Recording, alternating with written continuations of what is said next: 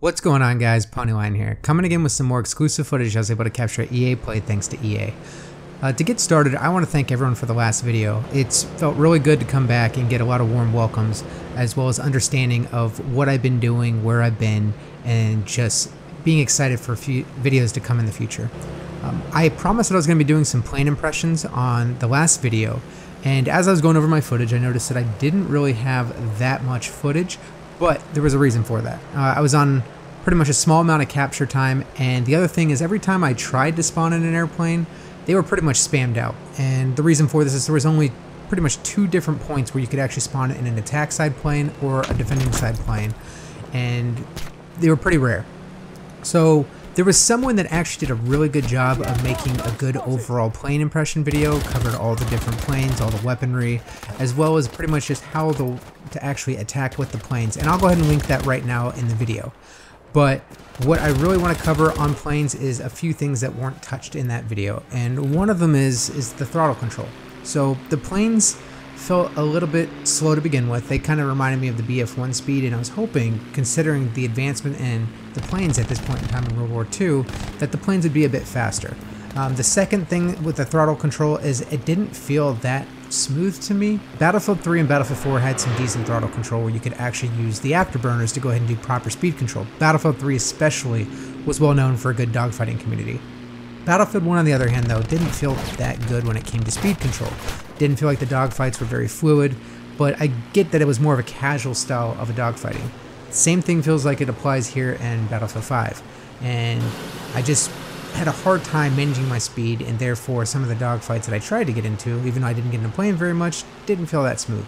Second problem that I found was I didn't know if it was the map itself or if it was the planes themselves. And the problem was that as I would try to do a vertical loop in the plane, I would almost stall out every single time at the top, and it didn't matter if I had a bomber or a Spitfire, the fighter variant.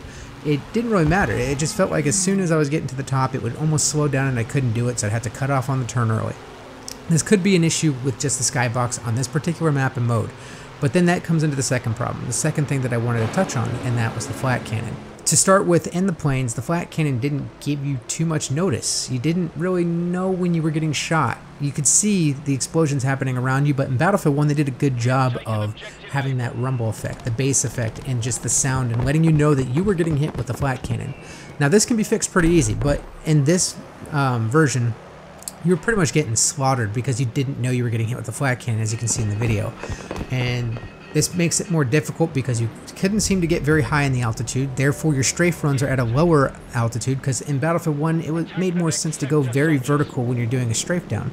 And it was very hard to do that in this build because you couldn't do vert loops, therefore you had to go out farther and therefore coming at a flatter angle. And this led to you being more exposed to infantry, to rocket launchers, tanks, and the flat cannon especially now that you can tow flat cannons around.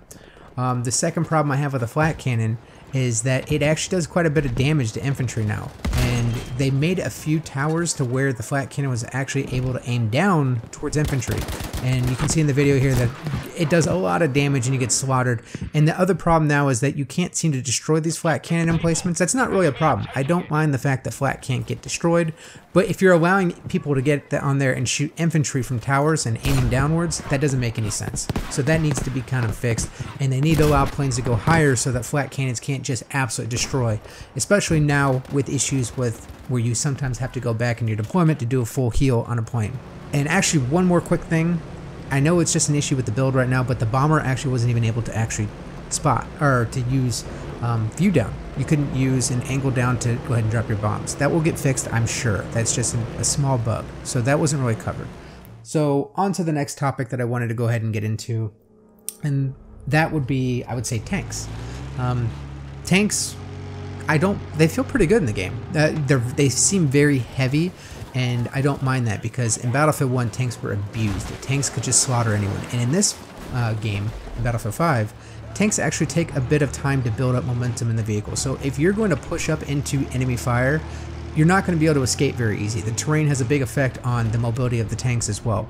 And now that we have ammo supplies in planes and tanks and ground infantry, whatever it may be, you need to actually be wary of just shooting and spraying and doing everything you can with your tanks and your main cannons and the shells, whatever it may be, bombs for the planes, because you have to go back and resupply when you're running low. So you have to be much more strategic.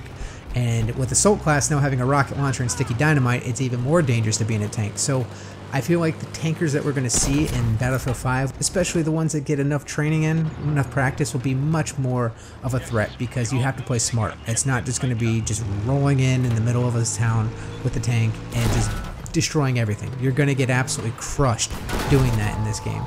And I think that pretty much covers the tanks. They feel heavy, they feel good, the armament is not bad. I like the zoom optics. And now for the next part. Another thing that I wanted to go ahead and cover was just some of the classes. I'm not doing an overall, deep breakdown into the video, but I did want to cover a few things. Sniping in the game feels great. It's no longer overly rushed. It actually takes a bit of time to aim down the sight, more so than Battlefield 1, and on top of that, it takes more time to rechamber a bullet. Therefore, sniping is not going to be as much as Battlefield 1 in terms of just you can play aggressive recon, get up in there and destroy everything. You have to be a bit better. I think you have to sit back more. There's a few players that can still take advantage of this, but overall, I think the sniping feels great in this game. There's still a few bugs where it seems like you can shoot through the ground at times to hit a person. That will get fixed, I'm sure. Otherwise, the class feels good. I like the sniping in this game much better than Battlefield 1. Battlefield 1 just felt too easy. This one takes a bit more precision and a bit more tactics to utilize. The next class that I think is really good in this game is the Assault class, because this is only one of the archetypes for the Assault class, and you got a rocket launcher, you had sticky dynamite, and the ability to resupply will be much easier with the supply packs in the back.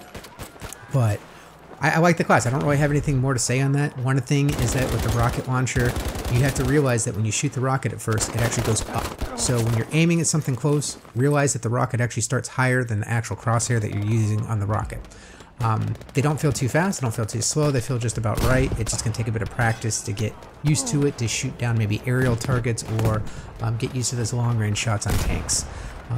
And now the class that I think was underutilized in the build, but I think will be one of the most important classes in the game, was the medic class, and the reason for that is because the weapons finally make sense.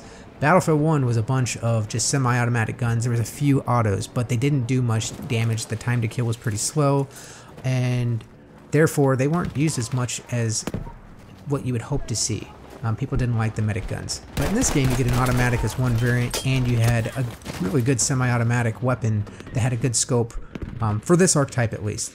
And the thing that's the most important about the medic class now is that they're the only ones that can give you full heal, and the animation is much slower. So if you're thinking about, oh, we're all in the same squad, I can go ahead and revive a teammate, that's not really going to do too much, because when you get revived by a squad mate that's not a medic, sure, you can get picked up, but the animation takes very long, so you're exposed. The second problem is that you have very low health when you come back up. I think it's 35 to 45 in that range, and therefore you have to run back and get some heals, and no one in your squad can drop that unless they're a medic. Medics, on the other hand, give full heal, have good weaponry now, so they can play much more aggressive, and they can still drop some medic packs. Therefore, medics are going to be extremely important in Battlefield 5, and they're probably going to be more used now because of the weaponry. It wasn't used much in this build because everyone wanted to go ahead and mess around with all the cool new toys. Medic is not really a glamorous class.